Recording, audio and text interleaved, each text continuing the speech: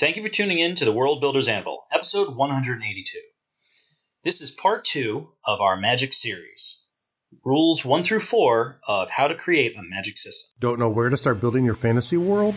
Do you need more? Does it make sense?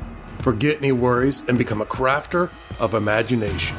This is the place that will help prime your mind. Now, it's time to heat up the forge, break out the mithril ingots and hammer.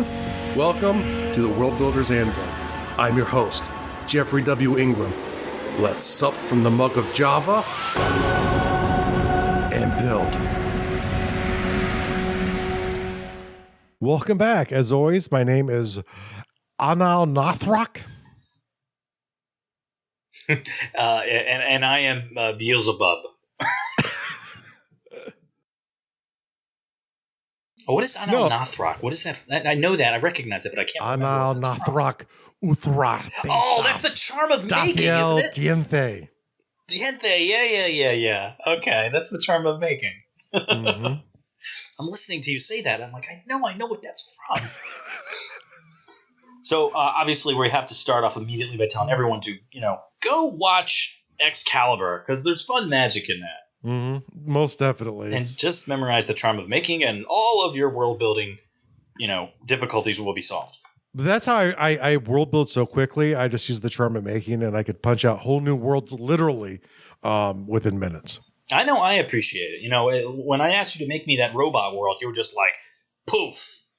And I was very appreciative because now I have my own private robot world, and when I don't feel like dealing with people, I go to the robot world. They worship me there. I slept for 14 moons after that. Another reference to Excalibur. So today is episode 2, part 2 of our 3-part series on the 7 rules of magic. Now, this one's exciting because this starts us getting into it deep. This starts us getting into exactly how you want to use these rules. Yeah. I almost feel a little guilty by making everyone wait a week for this information because the first episode was really just almost a tease. I mean, they got enough out of it that they could start working with it, but I feel this really dives deeper and will dives deeper into really it. Help. The last episode was to give the idea of where we're going and a basic overview, and now we'll get more specifically and give you actual things that you can go with. Michael will probably think of things as we're going through that might mix into it, because that's one of Mike's special gifts. Michael, I'm going to read the rule, and Jeff has all this is Jeff. He put in a great deal of effort into this. This is really great stuff. And so I'm going to read the rule, and then you can start going into what you have under each rule, the bullet points for each rule. And if I feel the need to add something to that, certainly expound upon, I will. But rule number 1, the first rule of magic is, what type of magic system? What type of magic system do you want? And really think about this like in a broad term of how do you want it to feel? What does it look like? But I have a few different things written down, and they kind of go back to our episode 89 where we talked a bit about magic systems there in a very loose sense. But the first one's innate magic, and that's where the magic is innate about people or about things. There's learned magic or learneder magic. Learneder. Yeah. And I should really go change the spelling on the website to say learneder, because it's essentially, that's where you think of like your mages who study and learn things. Oh, well, Harry Potter, that's all they do. They go to school and they go to the library and they learn how to do spells. Yep. Or magic, depends on how you want to look at it. Now, extra magical is sort of like the magic extends out. Maybe the person himself doesn't have magic, but they have access to magic through spirits, through other ways. It's like, would you say that extra magical falls under like a high mana area magic system, or are you saying it could? It could, but that's part of the details of it. But it could be like sort of location-based magic, or like voodoo kind of magic. Is you're striking deals with spirits. You're not casting magic. Okay, so the bottom line is like an extra magical is magic. It doesn't quite come from within the person. It comes from without. Yeah. Okay. Science is magic. You can think about this in ancient cultures. Do this a lot with like astrology and astronomy, maybe, or even you could go like into steampunk and say steampunk is science is magic, or science. That's what I was going to say. Are you talking like where you get into like hyper science fiction where they do things and within the confines of the story, it's science, but it's science that like we don't have. Or no, it's bigger than that. I mean, it could be a subtle difference, but when I typically think of science as magic, it's like, when you cast the bones, the result is real. When you study the star charts, the results are real. So it's sort of the way you're explaining it almost sounds like learn it or magic. It can be, but that's in the details of how you deliver it. Okay. So it's sort of like there's systems about things, or I also kind of think of like the Wild Wild West movie with the giant tarantula robot at the end, or steampunk where like somehow steam powers everything. That is totally steampunk. Like beyond. Well, all right. Allow me to be very specific. Beyond there wasn't steam. Was it not steam driven? Actually, it might have been. You're right. I mean, it was I think it was all coming from the aspect of steam engine train. I think it was like that whole bit is definitely, even if it is not legitimately run by steam power, that machination at the end of that movie absolutely falls into steampunk. Like no argument. But again, are you falling back on the whole? Like, did you ever watch? I think it's called Steam Boy. It's a very, very huge classic anime where the basic gist is that I forgot how he comes upon it. It's been so long since I've watched it. He comes upon a steam generator that's about this big. It's a ball, and it is the most powerful steam generator that has ever been made. It's compact, it's small, it's super powerful, and it becomes the MacGuffin of the movie. So, are you talking about within the confines of that story, that was science, but it was the most advanced science that had been accomplished yet? No, it's not real science. Okay. It would be like if that wasn't quite science, but just beyond, like it would be able to like, tap through like a wormhole and port yourself around. It is sort of mixing genres in a way. So are you talking more like science as magic? If I do X and Y, Z will occur predictably. Yes. Okay. All right. I understand. So like if I use these 4 runes and I say these magic words, I know the predictable outcome will be this. Okay. Absolutely. All right. Then so what's there's the next illusion magic, which that's stage magic. That's bullshit magic. It's not real magic. You sent us right into explicit with that one. Actually, I think that's 2 in a row. But essentially, it's if someone can control your perspective, they can make things look magical. And so it's not really what people think of as magic, but you know what? It really exists. It really exists, and I think you could do that seems more like technique than magic to me, though. I think mentioning it here doesn't qualify as magic system. I think it just is a footnote. You don't think there's a system to how you do that stuff?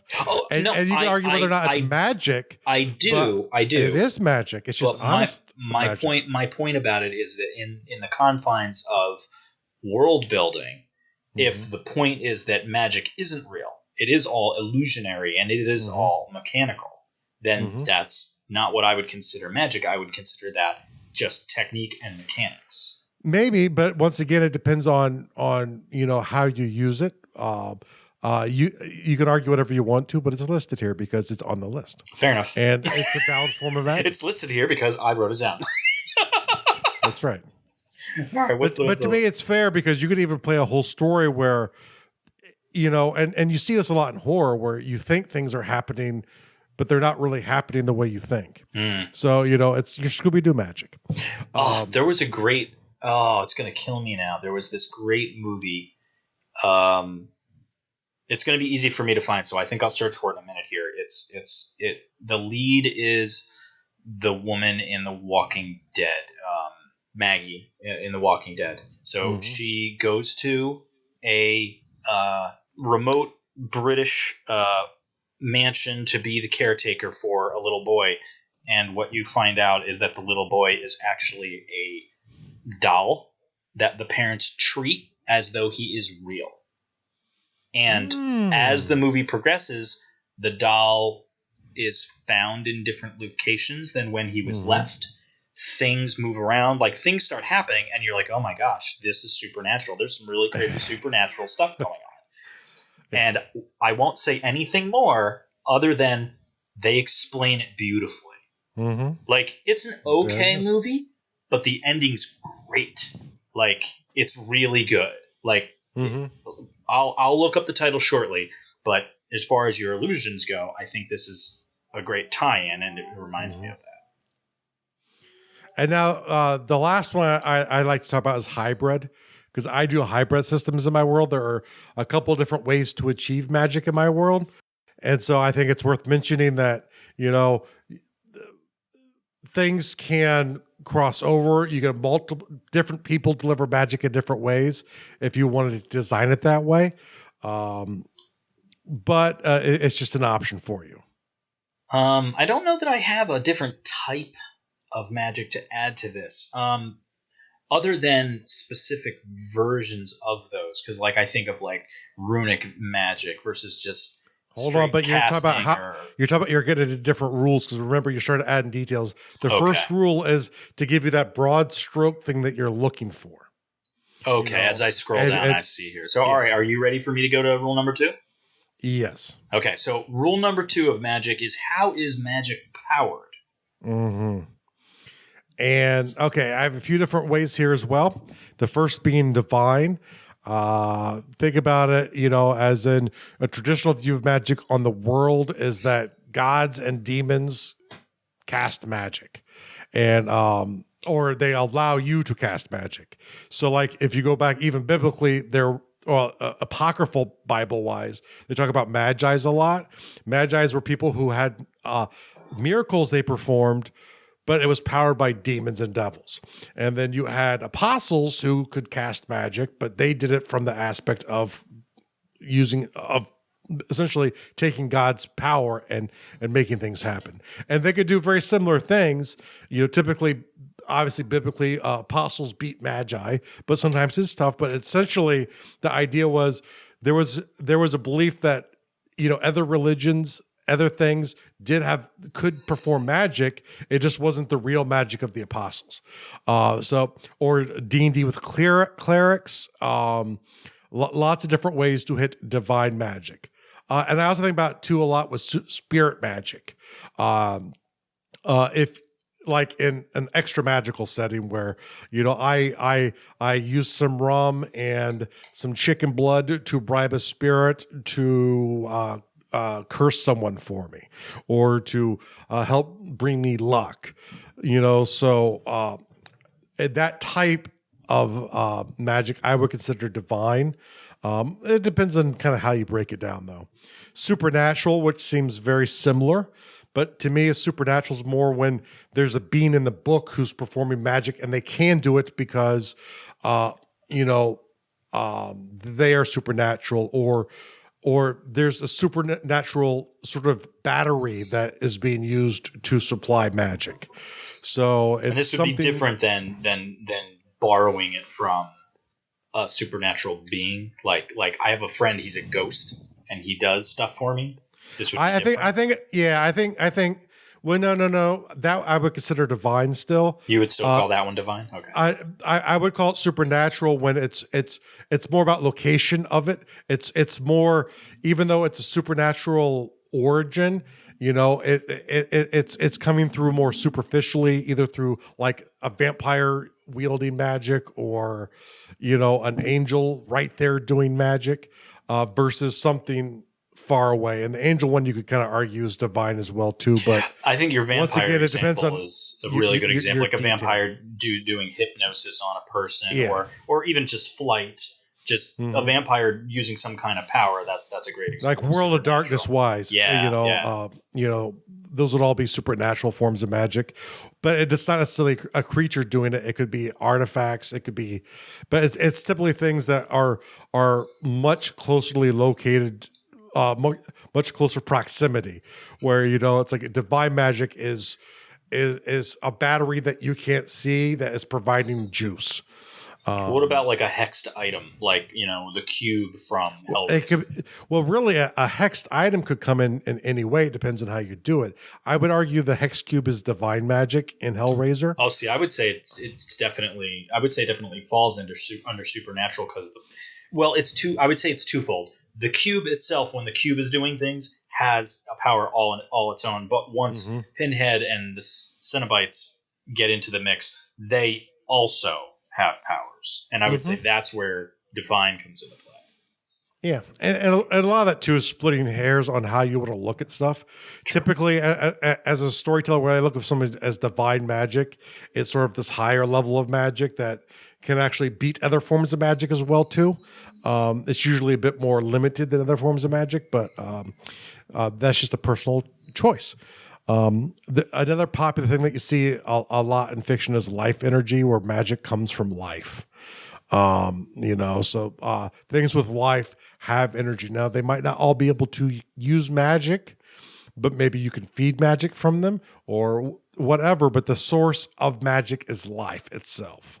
Yeah, if you're familiar with the GURP system, they definitely use that. Like casting magic takes a toll on the character physically. So it's literally being powered from their life force, and very similar, and you could probably even argue the same thing as mana.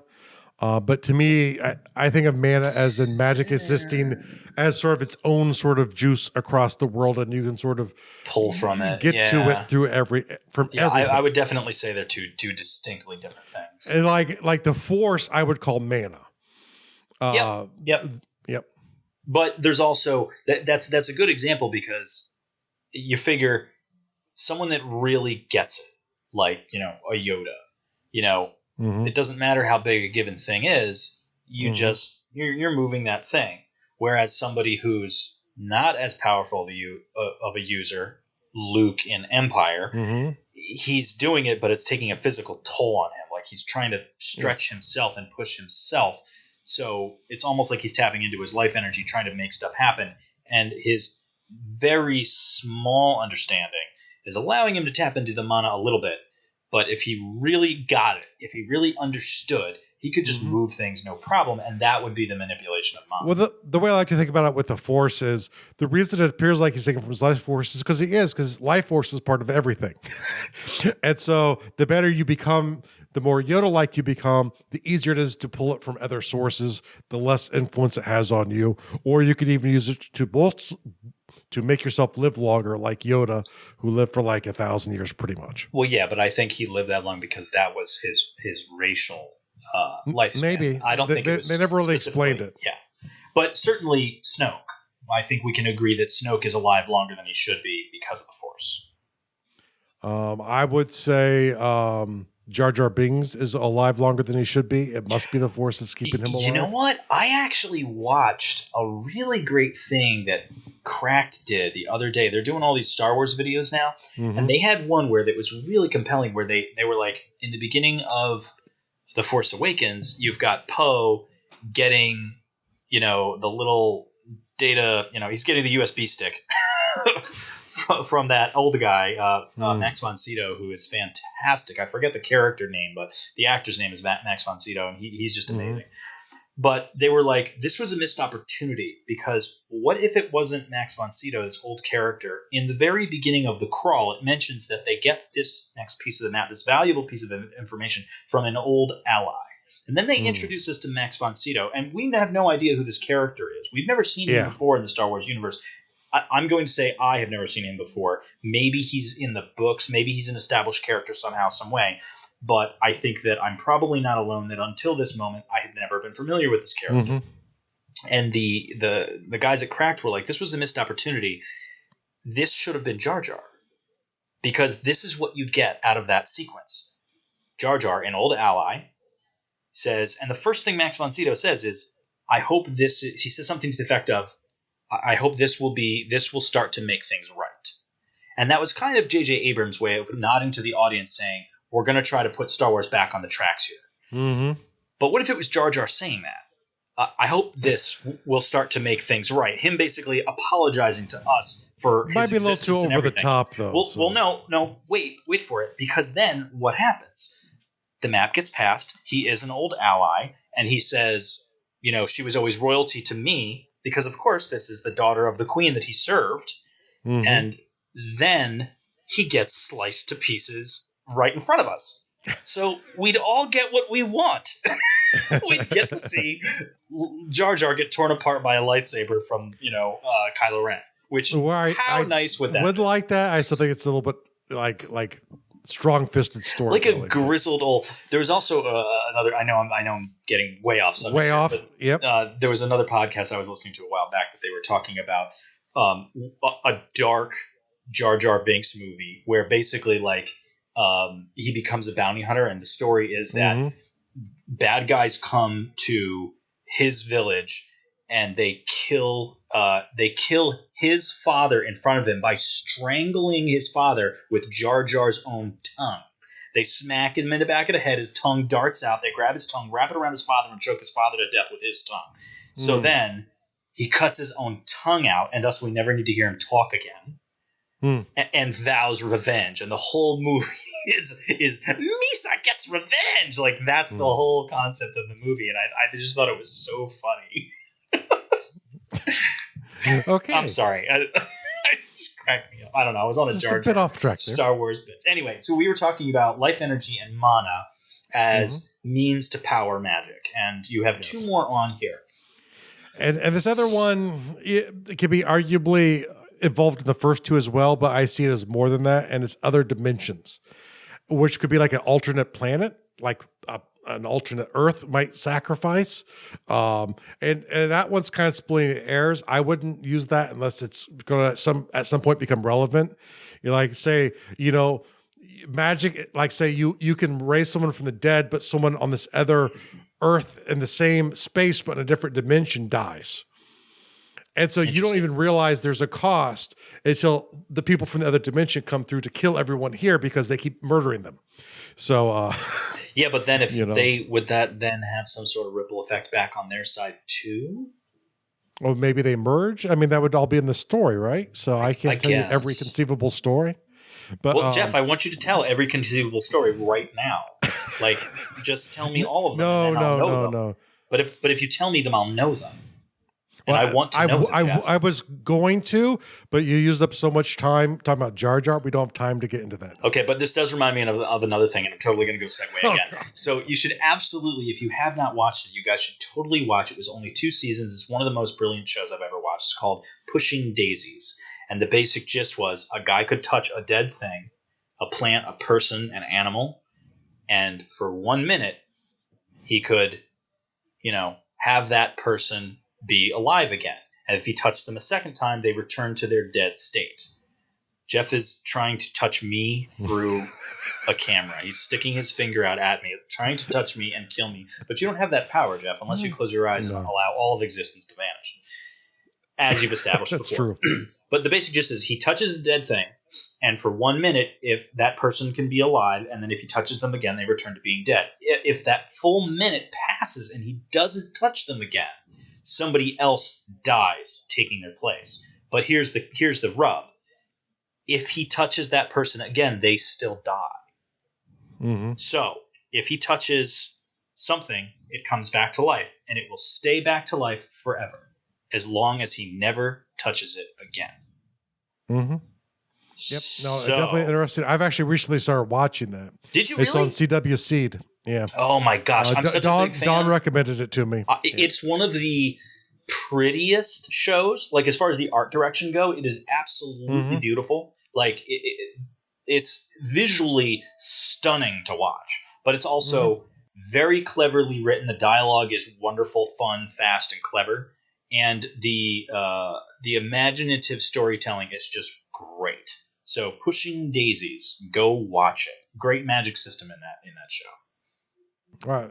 And then we call that probably supernatural, maybe divine magic, maybe it's other dimensional, but we wouldn't know that.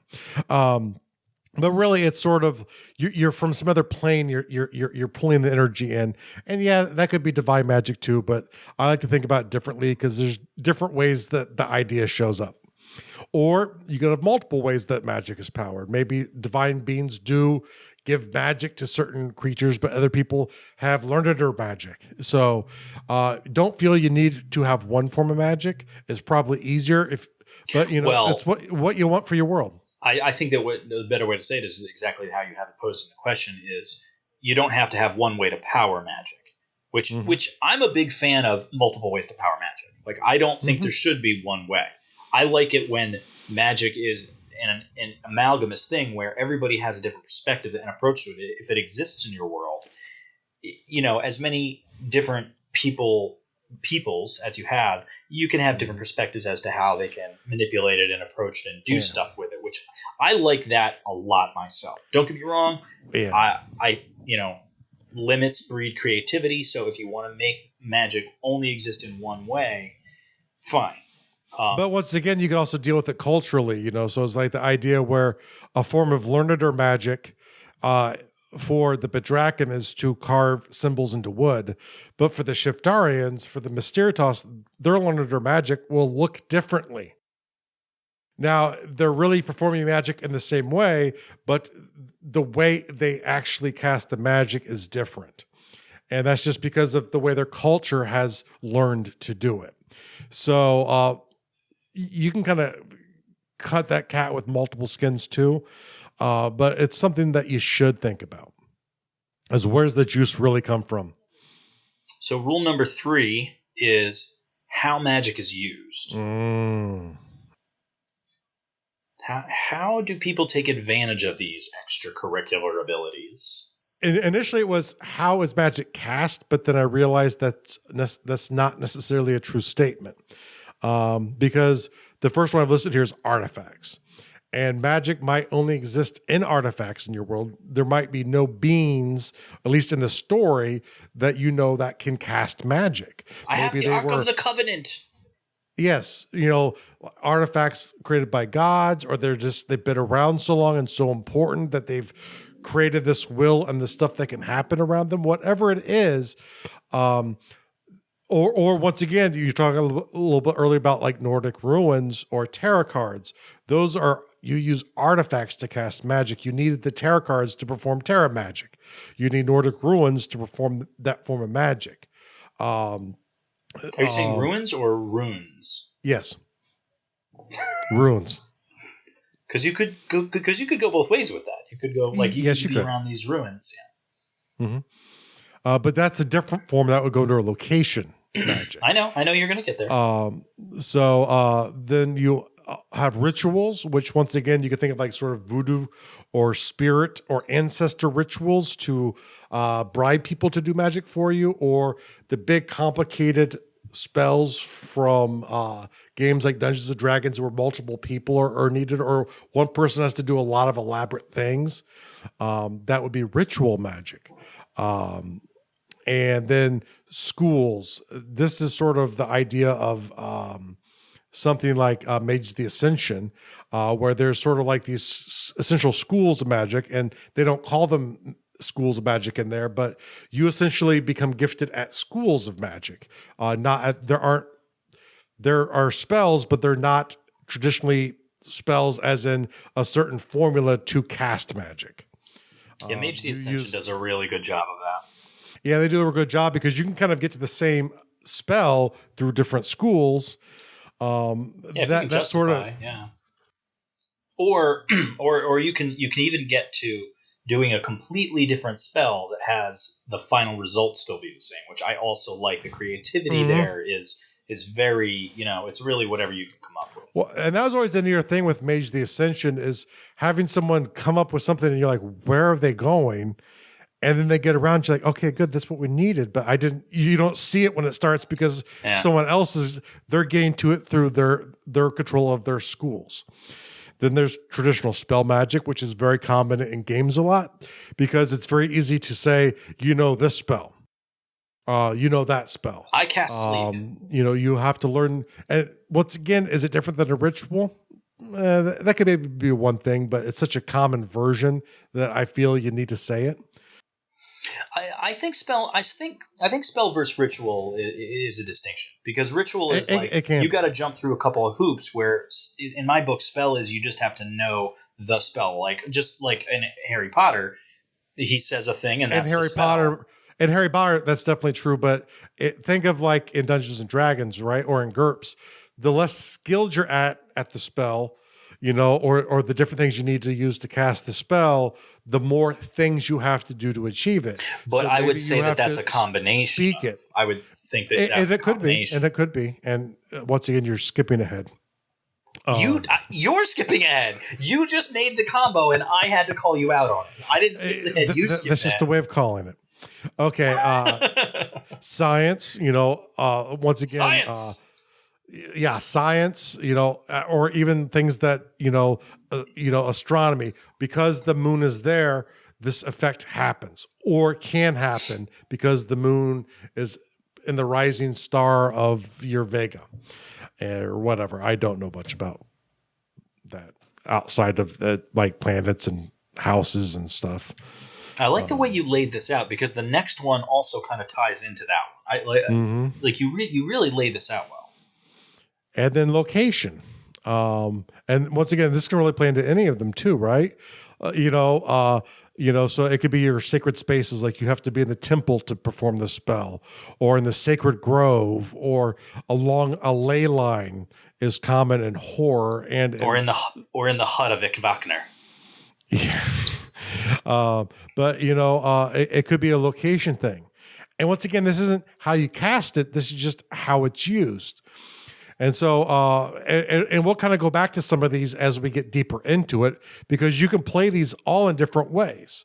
Like the thing that makes sense is I have to create a ritual in a sacred space to have an effect, but maybe that's not how it works. But maybe you have to be in the location to be able to use magic. We've talked about this before. In Jeff's world, he has a thing where there are pools of water, and there's certain elves, if I'm not mistaken. Mm-hmm. That these pools of water are on ley lines, and if they go to that pool and they do a ritual or a spell. Yes, a little bit of both. Mm-hmm. And hocus pocus poof, they get to travel to another place. They get to move from that pool of water to another pool of water along the ley line. But they couldn't do that with some other spot, because it's not on the ley line. Because it's not in the ley line, exactly. The traditional thought is, like a warlock could levitate or fly along ley lines, but they couldn't fly anywhere. So, it's an interesting way to do it. But think about this too. You could consider Green Lantern a magic user who has to go to a location, the battery on OA, to recharge his battery. And he needs an artifact, the ring, to store his magic, but then he can use it anywhere for a limited amount of time. OA. It's pronounced OA. It's pronounced OA. No, that is a lore fallacy. It's not a lore fallacy. That's how they pronounced it in multiple Green Lantern movies. Yes, and they're all wrong, because I'm from the old school Green Lantern. It's pronounced Owen. All right, what's your next one after location? Okay, outer, and those are sort of your jester. Wrong. You skipped right over inner. I skipped inner. So that's like your willpower, being able to visualize something, maybe something that happens inside of you that is how you use magic. Or outer is something you have to do outside, like make a gesture, use your voice, maybe create symbols on the floor, which once again could connect you back to rituals, or maybe you have to eat like a holy oak. I would recommend for stuff like this, I would recommend the movie Skeleton Key and the television show Salem. Mm-hmm. Or if you want to look for another material too, think of like saints and Catholicism typically have a metal associated with them. So maybe, if you want to create we talked a couple episodes ago about using monotheism, but having a pantheon, you need the metal to get, the juice from the saint, to juice you with God's power to have the effect. So there are really lots of different ways to use these things.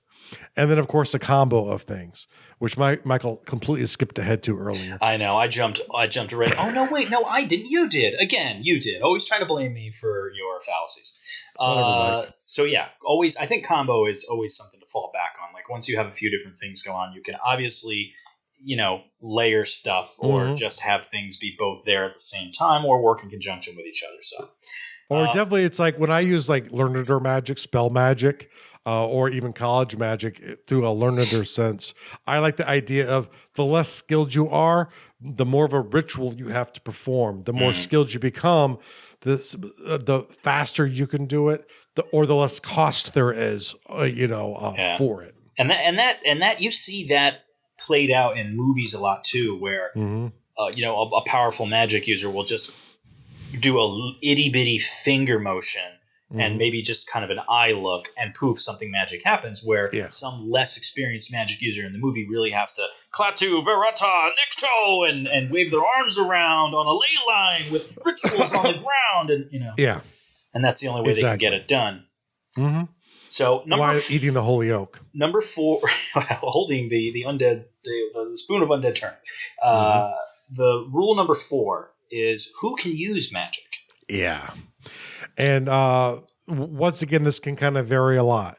So the classic thing people think of are the scholars. Of course. They're the ones that can Dumbledores, read it. Merlin. They study magic. Merlin. What is that root? Mandrake. Dungeons and Dragons. Typically, mages are guys who go to towers and study all the time. They're old guys with beards. They're your professors. Saruman. The Wicked. Eric the Mage. Eric the Mage, yes. Eric the Wizened, but not Eric the Bard. Eric the Wizened. I love it.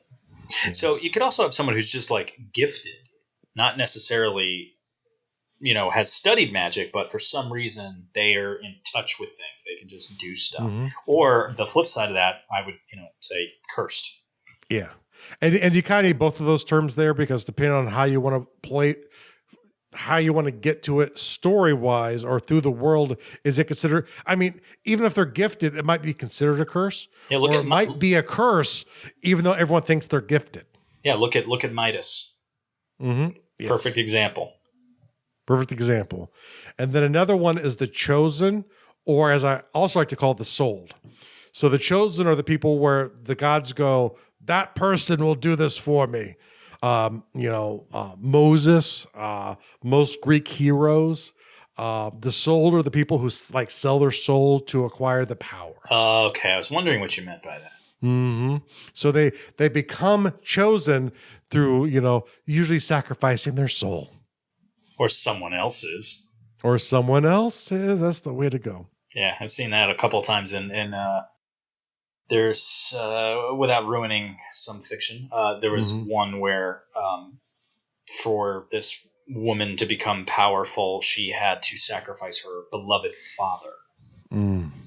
Or you go back to the Odyssey, the Iliad, and Agamemnon had to sacrifice his daughter to be able to get the ocean to behave so he could invade Troy, which he promptly did.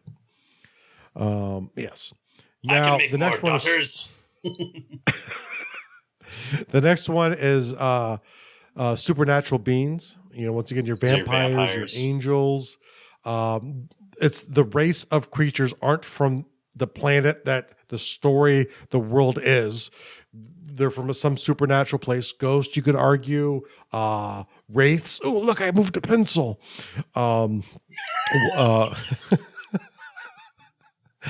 Whatever it is. But essentially it's some supernatural, maybe even it looks like a person, but they're possessed by a demon. was the Enchantress from Suicide Squad, the wonderful movie, which wasn't really as bad as everyone said it was. Yeah, but it's very close to as bad as everyone says it is. There's a lot. I could go on and on about why.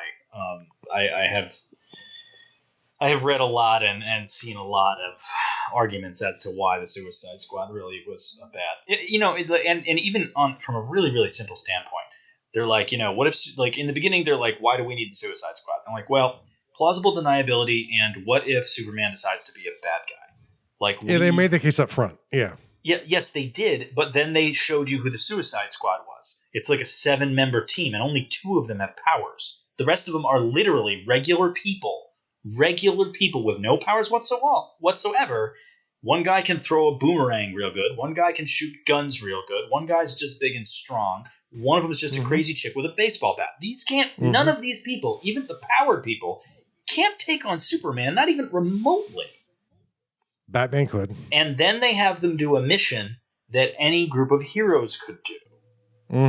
So, missed opportunity. The premise was weak. The story was weak. I think some of the characters... Supposedly, I thought the characters and the acting were fine. Supposedly, I agree. Supposedly, there's a sequel on the way, and I can only assume that they've taken all the criticism and they're going to do a lot better with the sequel. Is what I hope. Well, I mean, you could think so because one, Joss is becoming involved. The lady who did Wonder Woman. Well, yeah, of course. Really, Wonder Woman was amazing. Swapped it around, and I thought it was a very good movie. Yeah. And I think you could also argue that wasn't as good as people said it was, but it was excellent. I really enjoyed it. Yeah, I would agree that it was definitely super hyped, but it is a solid movie. It is a solid. Oh, yes. I would watch it again right now. It was that good, but everyone loved it way too much. But maybe it deserved it because I've waited for that movie for a really long time. And I waited for a decent DC movie for a really long time, too. Yeah. So maybe those two things are connected. You know what's funny about it is DC, like Warner Brothers does such like a really astounding job with their animated division. Like, why can't they just make the live action ones? Just take the animated ones and make them live action, or whoever's going to be working on scripts for the animated ones, just have them write the live action ones. Because the animated ones are amazing. They're amazing. You don't sacrifice the thing that makes your character the character just because you want to achieve a dark theme or a lighthearted theme. Keep the core of the characters intact. And if the story's dark, Superman can be in a dark story, but he's still a hopeful character. And that's where they've screwed up Superman so many times. Plus, it's kind of boring when you have a super powerful character like that. Yeah, it's tough. Superman is tough. But at the same time, while he is tough, I will still fall back on the animated ones because there are a lot they did an excellent job. Great animated Superman stories. Have you seen the Supergirl show? I have not watched any Supergirl yet. I watched it. It was okay on CBS. You could tell CBS was very involved in it, which is not a compliment to CBS. It went to CW afterwards because it was the same creator who's doing the shows over there, which I do have issues with him, but he does make enjoyable stuff at least. DCW? DCW. That would be a good name for it. Look at it. You got Flash. You've got what's the time Arrow one there? You got Flash, Arrow, Legends of Supergirl, DC. Legends of DC, Legends of Tomorrow. DC's Legends of Tomorrow. Yeah. And aren't they getting what is it? I don't know if it's Constantine or Preacher or. Well, aren't they getting Constantine? They bought the rights to Constantine. You can watch that on CW Seed. And I heard, and I don't know if this is verified or not, that they're doing an animated follow-up series of Constantine.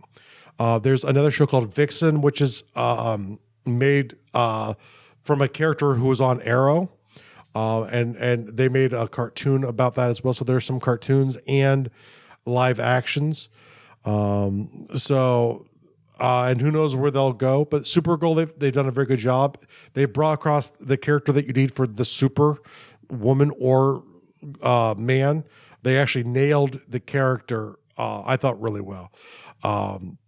So it can be done. It's just, the thing is, just keep the core of the characters. But now, once again, we're completely off track. Yeah, so we were at chosen genetics. and sold, and then super beings. I think supernatural beings. Supernatural beings, and then after that will be genetics. And so the next thing that we want to get into is genetics. Really very important topic. I feel like we just haven't covered it yet, and the in jokes.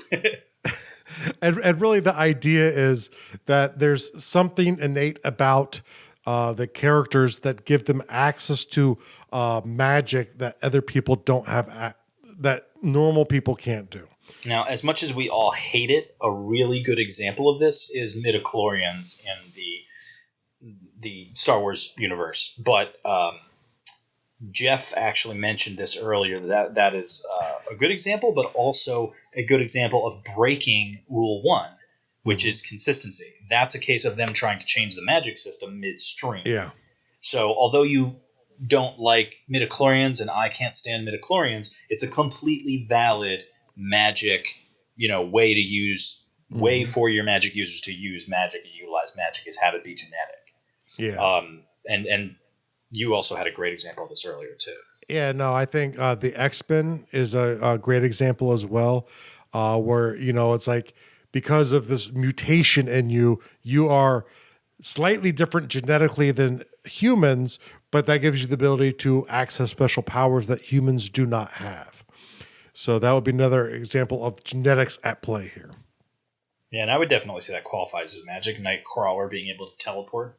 Magic. Yeah, I mean, and even, think about, it's like even the ones that are more physically based, it's a very limited type of magic, but really superheroes could be argued are magical. They might not always say that's the source of the power, but you're just playing with the source. You're saying there's a different battery behind it. And like one would argue that if you were to have the X-Men fight Superman, that Superman would be fine. But if Thor fought Superman, Thor would kill Superman because everything he does is magic. Yes. And but once again, it's how you want to write the comic book. True. Now, the next one is race limited. I think of Jeff, don't be limiting races. Fairy tales a lot here. Like elves are magical. Some stereotypes, are, humans are fighters, like halflings are thieves, and elves are magic. Elves from Middle Earth can cast magic. I don't think humans can cast magic. Wizards can cast magic, even though you could argue they're a supernatural being. Well, there's no argument to that. I on the planet, they're a different race. Yes, but that look like old humans. But I wouldn't call them supernatural. I would call them divine, because they're literally sent there by gods. Okay. Or my interpretation is planeswalkers, but I would say that that's splitting a hair. Yeah. But the difference between supernatural and divine magic is kind of splitting hairs. To me, it's the level of power sort of juicing it. So a lot of this is splitting hairs. So if you go with it and someone disagrees with you, they're wrong. When it's your world. It's your world. They're wrong. That's right. There's accidental magic. I like to think of chaos magic here. Magic that maybe you can't even repeat it, but it's like you can tap into it and you can cause effects, but you can't necessarily control it. I think this is less popular, but I have seen that in different places. You're talking about accidental magic? Yeah. Or maybe you can repeat it, but it's like, an accident has to cause. That's kind of a stretch. Well, are you saying so that because this topic is who can use magic, so would that mean that only the people that use magic use it only accidentally? Yes. Like coincidentally? Yes. Like it just, there's by no... They cannot control it. Okay. So in old, like I know Dungeons and Dragons, they've had wild magic, they've had chaos magic. I've seen this type of magic pop up here or there, but it's just like some sequence, and maybe over time, if you could recreate all of the different things that you do, you might be able to repeat it, but maybe the effect's different, or maybe the effect's the same, but there are different ways you can cause it, but you can't control when it happens, ever. And I'm trying to think if I can come up with an example of one of these, but I can in games. I don't think I've seen a movie and I don't know of a book that has used it. Because if it's completely accidental for the purpose of a movie, that would be really difficult to to display and make interesting. Well, I mean, you could make it interesting, but like that, I mean, you're really talking like 100% chaos there. Yes, chaos magic, wild magic. You know, it's like that once you start fighting, something's going to happen, and you will do something. Like, maybe it's turning your own sword into a bouquet of daisies. Who knows? I was playing Hearthstone the other day, and I've got a really good friend, Ellie, Ellie and I became friends because of our love for Magic the Gathering. Mm-hmm. And I, just a little while back, was like, are you familiar with Hearthstone? I said, like, you got to check Hearthstone out, because I had discovered it. Mm-hmm. And now we're both, like, avid Hearthstone players. And he was in a match. We were on the phone, and he was playing, and he was telling me, he's like, I don't have anything good going on here. And I'm like, let me give you a bit of advice there. I'm like, if you don't have a good move, do a chaotic one. Mm-hmm. I'm like, if you have multiple options, but none of them are really good choices, then pick the most chaotic one. And mm-hmm. he's like, that is a really interesting idea. And then he did it, and it completely changed the board state to his favor. Yeah. And he was like, that worked wonderfully. He's like, I am definitely going to keep that in mind in the future. I'm like, yeah, because like you might have something to lose, but they mm-hmm. might too. Now, mm-hmm. I, as a general rule, am not a big fan in a strategic game of relying on anything chaotic. No. So I don't like cards that have unpredictable outcomes. Sometimes they're really fun, but I have been screwed over more times than not by them. I find that my luck is very bad when it comes to chaotic magic sort of scenarios, so I don't go in for it. But I think a couple other areas you could think of here too would be sort of like Bard's Tongue, or serendipitous kind of magic, where mm-hmm. Things just kind of seem to fall in place when they're needed. You might not know what's going to happen, so it's like that you're crossing a stream, and that if you jump across these rocks, something will get in that way, but you don't necessarily know what that's going to be. But would you still call that accidental? Because it still seems like in that scenario you're lending yourself to a positive outcome. Yeah, but the thing was, if it was always a negative outcome, you would probably be dead, and it would be a very short story. Well, no, but I would call accidental positive or negative, just straight chaos, versus uncontrolled positive.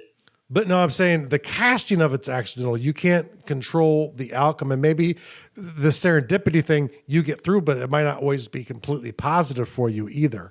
Fair enough. When you get into straight chaos, you could do that as well too. But I'm saying is those kind of abut the area. Like Bard's Tongue is usually negative. Where it's it's like you say something, it's going to happen. So it's like that's kind of the opposite of serendipity. But I wouldn't say that's opposite. I have a Bard's Tongue, and when I say things to my wife, things happen. I would say that's serendipitous. Until I export that audio, baby. You can export that audio. I'm not afraid of it. I'll say that in front of my wife. Silver-tongued devil. Mm-hmm. Yes. But see, that's not the same as Bard's Tongue. Bard's Tongue is, don't get in an accident, and they get in an accident. It's always negative. Bard's Tongue is. Oh, it's always negative? Bard's Tongue is always negative. Huh, okay. I believe so. It's a curse. Then no. It's so not a silver-tongued devil. The last one for who can use magic is quite simply everyone. Everyone can use it. Which comes great later on when you're limiting magic as well too, because we'll talk about that later. So I don't want to ruin that one. But is that a separate rule? Well, that under the different rules, because once again, you're just saying right here who can do it. If it's everyone, there could be different effects based off of that, depending on how magic gets used, or so these things can all be combined into interesting little scenarios. The thing is, I would suggest if you want something unique, take a series of things that you haven't seen connected and see if you can get your mind wrapped around enough to describe it. And now, Michael. Yes, sir. What is the world building task of the day? Well, the world building task for today is to write down your magic system for the first 4 rules as we've gone over them today. Oh, and going back to that 4th rule for a second, you could also have a combination. Obviously, we mentioned combo for each one of them, so you could have a combination of different people who could use it. You could have chosen people and genetic people only, or scholars and race limited only, or what have you. Yeah. So write down your how the 4 rules work in your world. That's your world builder task. What about the real world task? I would say, and this is important to start immediately, is learn necromancy, raise an army of undead, and take over the world. That is probably going to be bad for the show, because if they have an army of undead and they're going to take over the world, I imagine less people are going to be downloading the show. They're going to be too concerned with fighting that undead army. With the caveat of your army needs to listen to the show, so they should all be downloading. Okay, yeah. So if you can raise everyone that's already died, that's billions of listeners. So I'm on you with that. I'm with you on this one. But beyond them downloading, I think they also need to go to Amazon through Garduel. So if they go to www.garduel.com/Amazon and purchase your book once it's available, and purchase any of their other Amazon needs, like you got to figure people that have been dead for a long time probably need some new shirts, some new shoes, maybe a nice swaggy pair of pants, and all of that would go to deodorant would probably be good. And they could put that one in the cart as well.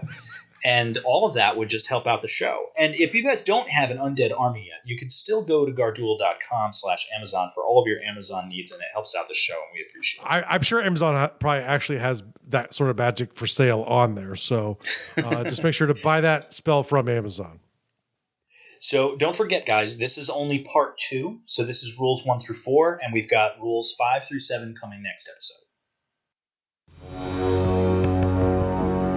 Thank you so much for listening to the World Builder's Anvil. We would love it if you would share the World Builder's Anvil with 2 of your friends, and so would they.